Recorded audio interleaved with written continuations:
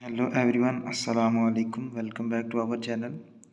आज की वीडियो में हम डिस्कस करेंगे हाइड्रोपरऑक्साइड रीअरेंजमेंट, यानी कि इसके अंदर हमारे पास कौन सी चीज़ से कौन सी चीज़ प्रिपेयर की जाती है और इसका मैकेनिज़्म हम डिस्कस करेंगे। वीडियो को लास्ट तक लाजमी देखिएगा।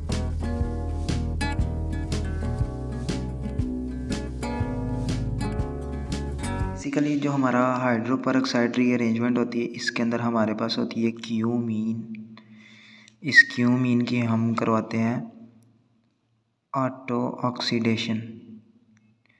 जब इस क्यूमीन की ऑटो ऑक्सीडेशन होती है तो इससे हमारे पास बनता है क्यूमीन हाइड्रोपरऑक्साइड HPO।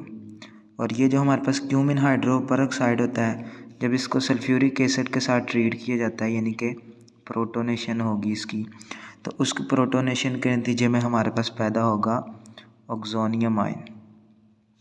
ठीक है। और ये हमारा जो ऑक्सोनियम आयन है, फिर यानी कि प्रोसेस के थ्रू, यानी कि ये कार्बोकटायन है,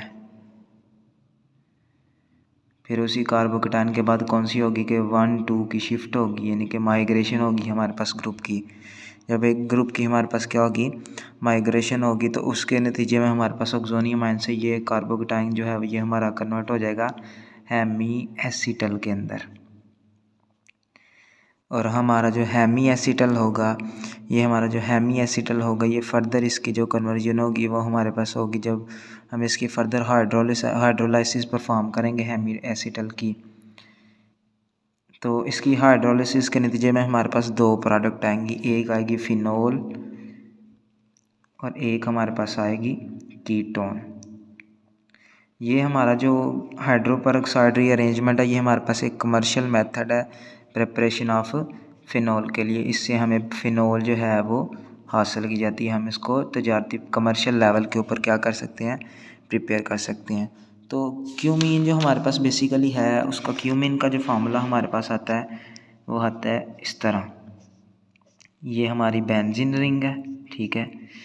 ये ऊपर हमारे पास एक कार्बन है, तो बेंजाइल के एक हाइड्रोजन उतार के हम क्या कर देते हैं, दो उसके साथ जो है वो ग्रुप अटैच करवा देते हैं मिथाइल के। तो इसको हम क्या कहते हैं, क्यूमीन।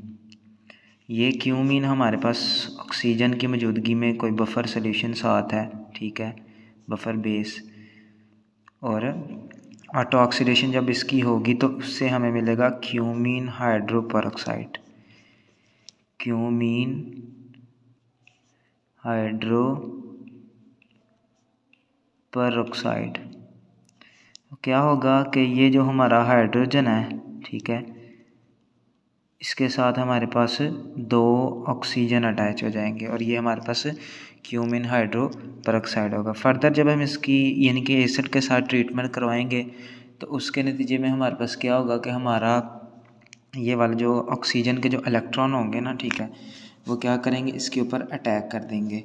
जब इसके ऊपर अटैक करेंगे तो यहाँ बन जाएगा हमारे पास वाटर, और यहाँ से वाटर का क्या हो जाएगा, हमारे पास रिमूवल हो जाएगा। अब वाटर का रिमूवल किस तरह होगा, चलिए हम क्या करते हैं कि यहाँ लगा के बना के चेक करते हैं। कार्बन CH3, ठीक है, और उसके साथ हमारे पास ये ऑक्सीजन आ गया और यहाँ H2O पॉजिटिव आएगा। तो अब H2O पॉजिटिव का क्या सीन होगा कि हमारे पास शिफ्टिंग होनी है यहाँ से किसी ग्रुप की। जब ये हमारे पास यहाँ से चला जाएगा, ये हमारे पास नंबर 1 ग्रुप है, ये नंबर 2 ग्रुप है। अब नंबर 1 और नंबर 2 का क्या प्रोसेस होगा, ये हमारे पास ये ग्रुप है ना, ये पूरे का पूरा यहाँ माइग्रेट कर जाएगा, क्योंकि यहाँ से वाटर का क्या हो जाना है, रिमूवल हो जाना। और यहाँ से जो चीज़ हमारी पैदा होगी वो हमारी होगी ऑक्सोनियम आयन, या जिसको हम कार्बोकेटायन कहते हैं। तो कौन सी चीज़ बनेगी कि ये हमारा जो पूरे का पूरा ग्रुप है ना बेंजीन का, ये लग जाएगा किसके साथ, ये जो हमारे पास ऑक्सीजन आया है, ठीक है, और ये ऑक्सीजन के साथ हमारे पास कार्बन डायरेक्टली अटैच है, और उस कार्बन के साथ हमारे पास दो मिथाइल ग्रुप अटैच है। अब ये जो कार्बन है ना, ये हमारे पास कार्बोकेटायन बन चुका है। क्यों, क्योंकि इस कार्बन के हमारे पास 3 बॉन्ड और इसके साथ जो न्यूक्लियोफाइल जो बेंजीन रिंग थी वो उतर के जा चुकी है। लेकिन इसी के साथ साथ हमारे पास इसके अंदर एक और चीज़ भी हो सकती है, जिसको हम नाम देते हैं किस चीज़ का, हमारा जो रेजोनेंस स्ट्रक्चर है। रेजोनेंस स्ट्रक्चर के अंदर क्या होगा कि हमारे पास ऑक्सीजन के जो लोन पेयर हैं वो क्या करेंगे, इसके ऊपर कर देंगे अटैक और यहाँ बन जाएगा डबल बॉन्ड और ऑक्सीजन के 3 बॉन्ड बन जाएंगे। तो ऑक्सीजन के ऊपर पॉजिटिव चार्ज आ जाएगा, ऑक्सीजन पॉजिटिव हो जाएगा, डबल बॉन्ड कार्बन CH3 और CH3। तो ये हमारे पास 2 रेजोनेंस स्ट्रक्चर आएंगे किसकी, जो हमारा कार्बोकेटाइन यूज़ किया हमने।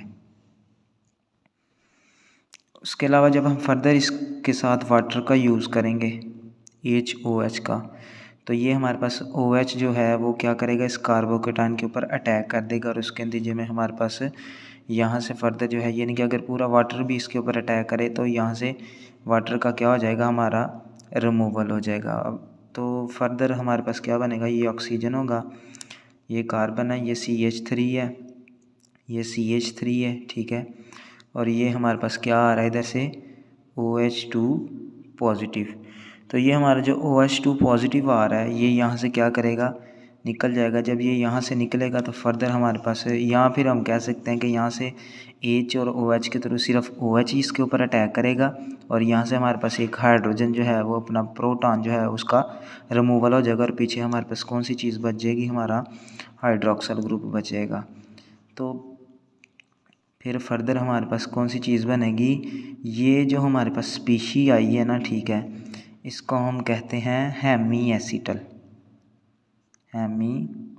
एसीटल, यानी कि हमारे पास कार्बन के साथ ऑक्सीजन अटैच है और यहाँ हाइड्रोक्सल भी अटैच है। तो फर्दर जब हम इसके यानी कि हाइड्रोनियम आयन यूज़ करेंगे तो उसके नतीजे में हमारे पास क्या होगा कि यहाँ से जो है ये वाला बॉन्ड क्या हो जाएगा, ब्रेक कर जाएगा और ये जो O है इसके साथ H लग जाएगा और ये हमारे पास क्या बन जाएगा, फिनोल, ठीक है, प्लस। जबकि यहाँ से हमारे पास क्या होगा कि यहाँ से जो है ये इलेक्ट्रॉन इसको दे के चला जाएगा हाइड्रोजन और उसके नतीजे में कार्बन डबल बॉन्ड ये हमारा बन जाएगा एसीटोन। तो इट मीन्स यहाँ से हमारा फिनोल और एसीटोन जो हमारा है वो प्रिपेयर हो चुका है। तो यही हमारा मैकेनिज़्म था। अब हम स्टेप बाय स्टेप इसको एक्सप्लेन करके देखेंगे। सबसे पहले हमारा क्यूमीन था, क्यूमीन की ऑटो ऑक्सीडेशन से हमारा क्यूमीन हाइड्रोपेरोक्साइड बना। उसके साथ जब सल्फ्यूरिक एसिड का ट्रीटमेंट करवाया, वाटर का रिमूवल हुआ, ऑक्सोनियम आयन बना। ऑक्सोनियम आयन की फर्दर हमने हाइड्रोलाइसिस करवाई था, उसके नतीजे में हमारे पास क्या हुआ, ये जो हमारा हेमी एसीटल बना। हेमी एसीटल का जब रिएक्शन करवाया था फिनोल और एसीटोन बन गया हमारा।